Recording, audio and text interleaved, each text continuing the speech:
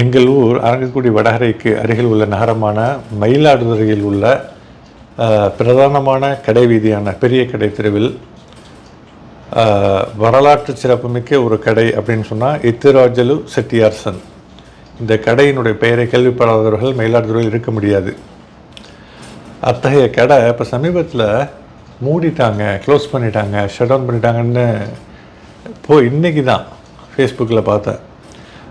போன தடவை 1-2 முறை நான் மயிலாடுதுறைக்கு வந்திருந்தப்போ நான் போன டைம் மதிய டைமாக இருக்கிறதுனால எத்திராஜலு செட்டியார்சன் இந்த மதிய டயத்தில் பிரேக் விடுவாங்கங்கிறதுனால அந்த டயத்தில் மூடியிருந்தாங்க, ஷட்டர் மூடியிருந்தது, கதவு மூடியிருந்தது. ஸோ அந்த பிரேக் டைமில் மூடியிருக்காங்கன்னு நினச்சேன். அந்த சமயத்தில் மூடி இருக்கிறது வாய்ப்பு இல்லை, அப்போ திறந்து தான் இருந்திருக்காங்க போல இருக்கு. இப்போது சமீபத்தில் இந்த கடை மூடப்பட்டதாக வெளியிடப்பட்ட செய்தியை பார்த்ததும் மனதுக்கு என்னவோ போல் இருந்தது. எனக்கு அப்படியே நினைவுகள் பின்னோக்கி ஓடின. காலை இயந்திரத்தில் 25-30 வருடங்களுக்கு பின்னோக்கி ஓடின.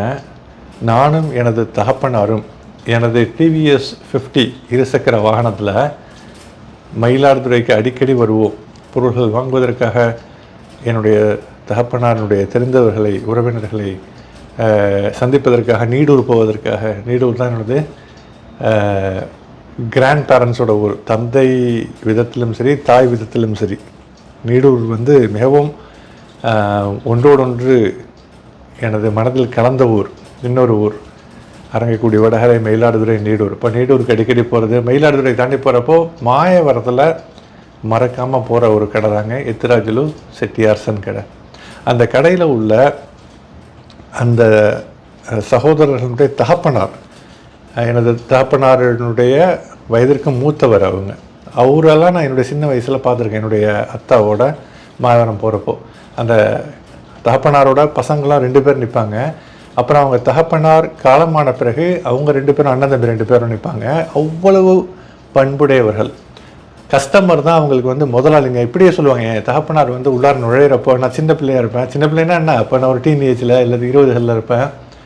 ஓகேங்களா, கல்லூரி படிப்பதற்கு அல்லது அதற்கு முன்பு உள்ள காலகட்டம், ஸ்கூல் டைமில் உள்ள. அப்போ நானும் என் தகப்பனாரும் பொருட்கள் வாங்குறதுக்கு, ஷாப் சாமான்கள், வீட்டு உபயோக பொருட்கள் வாங்குறதுக்கு எத்திராஜலு செட்டியார்சன் கடைக்கு தான் போவோம். அப்போது அவ்வளோ ஒரு பவ்யமாக, பண்போட, இன்முகத்தோட, புன்முறுவலோட வாங்க முதலாளி அப்படின்னு சொல்லிட்டு கூப்பிடுவாங்க. அவர்கள் தான் கடையினுடைய முதலாளி இல்லையா? ஆனால் அவர் கஸ்டமர்களை முதலாளிம்பாங்க. மற்றவங்கள சொல்லுவாங்களான்னு தெரியல.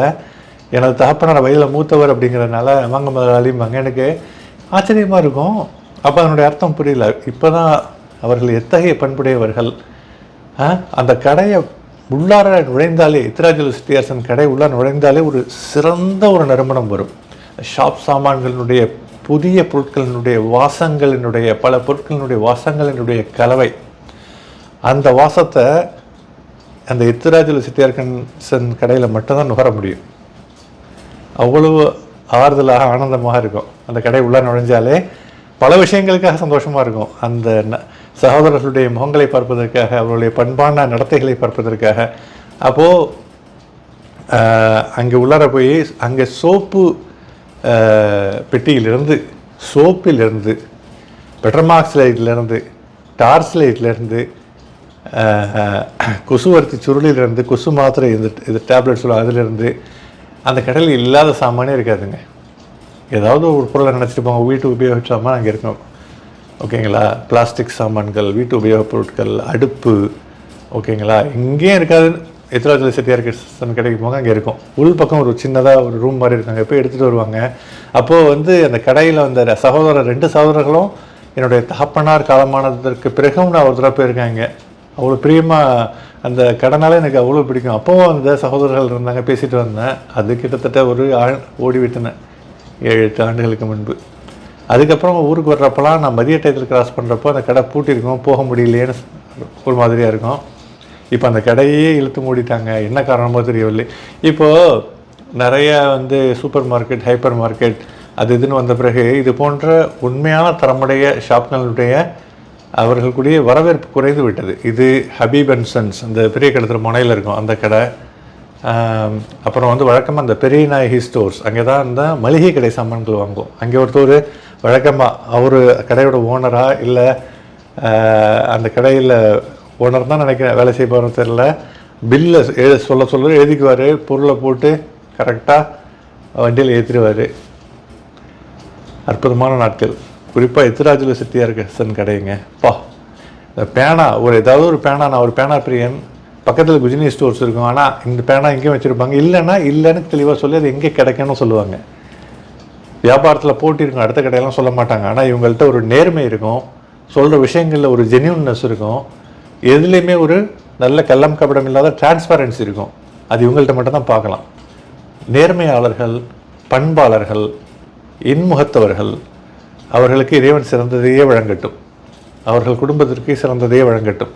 இப்போவும் அந்த தகப்பனாருடைய முகமும் அவர்களுடைய தகப்பனாருடைய முகமும் ஞாபகம் வருது, இவர்கள் அண்ணன் தம்பி 2 பேர் முகமும் ஞாபகம் வருது. எனது அப்பாவை முதலாளின்னு கூப்பிடுவாங்க. அது இன்னும் அப்படியே மனசில் பசுமையாக இருக்குது. வர்றவங்களை கஸ்டமரை முதலாளின்னு சொல்கிறதுக்கு ஒரு பெரிய ஒரு இது வேணும். உண்மையாக முதலாளியாக தான் ஒவ்வொரு ஆளும் பார்க்கணும். அதை வாயாலே சொன்னவங்களாம் இந்த வரைக்கும் நான் பார்த்ததே இல்லை, எக்ஸப்ட் எத்திராஜுல செட்டியார் கடையில் உள்ள அந்த ஓனர்ஸை தவிர்த்து. ஓகேங்களா? அங்கே உள்ள இல்லை அந்த அதாவது இந்த ஸ்டாம்ப்பு என்ன சொல்கிறது, இந்த சீல் கொடுத்துறதுக்குள்ள ஸ்டாம்ப்பு, அப்புறம் பிளாஸ்டிக் சாமானுக்குன்னு தனியாக வச்சுருப்பாங்க, ஸ்டூலு, எல்லா விஷயங்களும் இருக்குங்க. அது சொல்லிக்கிட்டே போகலாம். ஆக்சுவலாக மேலே எல்லா விஷயங்களும் தொங்க விடப்பட்டிருக்கும், அடுக்கடுக்க அழகாக நேர்த்தியாக ஆர்கனைஸ் பண்ணி வச்சுருப்பாங்க. ஒரு ஆள் வேலை செய்கிறவராக இருப்பார், மணமந்தல்லேருந்து வருவார்னு நினைக்கிறேன். அவருமே ரொம்ப பரிச்சயம், குடும்பத்தவர் மாதிரி நல்லா அன்பாக பேசுவார், கனிவாக பேசுவார். அவர் ரொம்ப நாளாக அந்த கடையில் இருந்தார், ஒரு 20-25 வருஷம் நினைக்கிறேன், 30 வருஷமாக தெரில. ஆரம்பத்துலேருந்து இருந்து வந்தவர். எவ்வளோ அழகான நினைவுகள். அந்த கடை மூடிட்டாங்க. அந்த பெரிய கடை தெருனால மாயவரத்தில் எத்திராஜுல செட்டியார்சன் கடை, இந்த ஹபீப் அண்ட் சன்ஸு, அந்த பழக்கடை, அந்த எத்திராஜுல கடைக்கு அப்புறம் உள்ள பழக்கடை, குஜினி பேப்பர் மார்ட், ஸ்டேஷனரி ஷாப்பு, இந்த மாதிரி விஷயங்கள் தான் அடையாளங்கள் இல்லையா? உங்களுக்கு அனுபவங்கள் இருக்கா? எத்திராஜுல செட்டியார்சன் கடையில் பொருள் வாங்கின அந்த கடையில் உள்ள அந்த ஓனர்ஸுடைய பழக்கமுடைய ஞாபகங்கள்லாம் இருக்கா உங்களுக்கு?